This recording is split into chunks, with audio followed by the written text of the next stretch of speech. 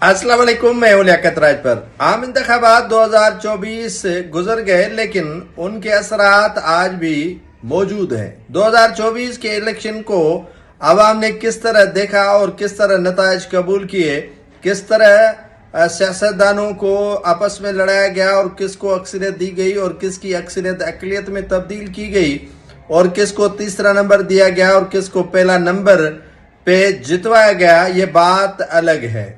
2024 के आम इंतखाबात जैसे समझ लें कि परवेज मुशर्रफ का रेफरेंडम था। इसी रेफरेंडम के तहत किस सूबे में किसको हुकूमत देनी थी, ये भी तय शुदा फार्मूला था।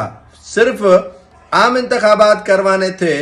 जो आम इंतखाबात होने जिस तारीख पे थे, लेकिन वो तारीख लटक गई और आहिस्ता आहिस्ता चलते चलते 2024 में आम इंतखाबात 8 फरवरी को हुए। सिंध के अंदर फंक्शनल लीग यानी जीडीओ को 2 नशस्तें मिली। उनमें PS 40 के गुलाम दस्तगीर राजड़ और PS 31 के सैयद मोहम्मद राशिद शाह राशिदी, जो मौजूदा पीर पागारों के बेटे हैं, वो दोनों MPA हुए। लेकिन पीर साहब पागारों ने इसी इलेक्शन के नताइज के हवाले से जो जलसा किया था हैदराबाद में, गालबन वहीं पर खिताब में कहा कि ये खैरात में मिली 2 नशस्तें भी हमें नहीं चाहिए और हमारे कैंडिडेट जो कामयाब हुए हैं वो हलफ नहीं उठाएंगे।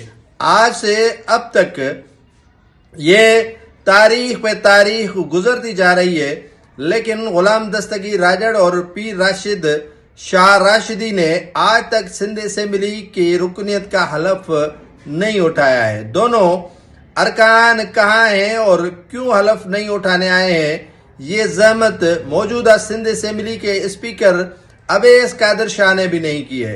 होना तो ये चाहिए था कि दोनों अरकान को नोटिस दिया जाता कि आप आए, अपना हलफ असेंबली से उठाएं, लेकिन ये भी सिंध गवर्नमेंट ने गवारा नहीं किया।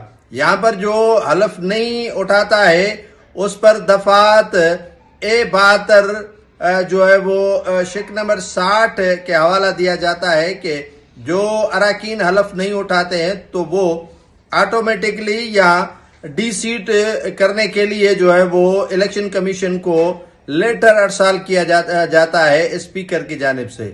लेकिन ताहाल स्पीकर मौज मस्ती में है और ये दोनों अरकान इनको याद नहीं है कि ये भी सिंध असेंबली के रुकन मुंतखब हुए हैं और हलफ क्यों नहीं उठाने आए हैं।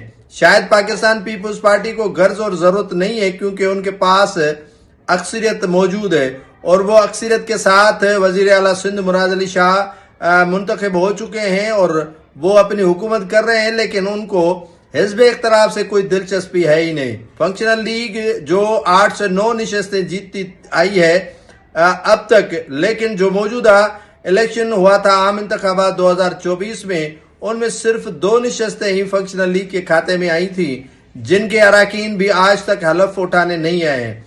अवाम के लिए मुश्किलातें हैं। किंगरी का अवाम यकीनन परेशान होगा कि उनका MPA नहीं है और बगैर MPA के ये हल्का चल रहा है। दूसरी जानब सांगड़ के PS 40 की अवाम भी महरूमियों का शिकार है। अगर फंक्शनल लीग नई यहाँ से जो है वो हलफ लेने देती अपने 2 अरकान को, तो सीट करवा दे ये स्पीकर सिंध असेंबली अवैस कादिर शाह, ताकि इस पर ज़िमनी इलेक्शन हो जाए। कम से कम अवाम के को रिलीफ तो मिले। इस हल्के में अब जो नौकरियां बांटी गई वो किसको मिली हैं किसको नहीं मिली हैं, ये भी अपनी जगह पे सवाल है। तरक्याती कामों के हवाले से किसको काम मिला है, काम नहीं मिला है, तरक्याती काम कितने हुए हैं, ये भी अपनी जगह पर सवाल मौजूद है। लेकिन सवाल ये है कि हक तलफी अवाम की क्यों हो रही है, अवाम के साथ इतना भोंडा मजाक क्यों किया जा रहा है। अगर अरकान नहीं आ रहे हैं तो उनकी जगह ज़िमनी इलेक्शन करवाने के लिए इलेक्शन कमीशन ऑफ पाकिस्तान को सीट के हवाले से खत अरसाल करना चाहिए, या दूसरे नंबर जो जिन्होंने लिए हैं उनको जो है वो रुकने सिंध असेंबली जो है वो नोटिफिकेशन जारी किया जाए, ताकि अवाम तो सफल न करे किसी MPA की गैर मौजूदगी में।